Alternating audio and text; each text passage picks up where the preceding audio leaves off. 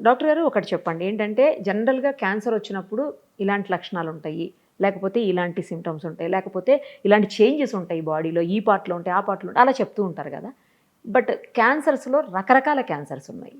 ఏ cancer వచ్చినా ఒకే రకమైన లక్షణాలు కనిపిస్తాయా? లేకపోతే క్యాన్సర్‌కి వేరే వేరే లక్షణాలు కనిపిస్తూ ఉంటాయా? జనరల్లీ క్యాన్సర్‌కి వేరే లక్షణాలు ఉంటాయండి. ఓహో! బట్ కొన్ని లక్షణాలు కామన్‌గా ఉంటాయి. అంటే మొత్తం ఏదైనానా సార్? ఏదైనా కూడా కొన్ని ఉండవచ్చు. అవి ఉంటే క్యాన్సర్ కావచ్చు అని అర్థం తప్ప, అవి ఉంటే క్యాన్సర్ ఉందని కాదు. మోస్ట్ ఇంపార్టెంట్ థింగ్ ఆకలి తగ్గిపోవటం, లాస్ ఆఫ్ హెపటైట్, తినాలనిపించకపోవటం. ఫుడ్ ఉంటుంది, కొంచెం ఆకలిగానే ఉంటుంది. ఫుడ్ ప్లేట్ టేబుల్ దగ్గరికి వెళ్తారు, తినకుండా వెనక్కి వచ్చేస్తారు. డిస్టేస్ట్ ఫర్ ఫుడ్, ఎంతో ఇష్టమైన ఫుడ్ అది, కానీ తినబుద్ధి కావట్లేదు.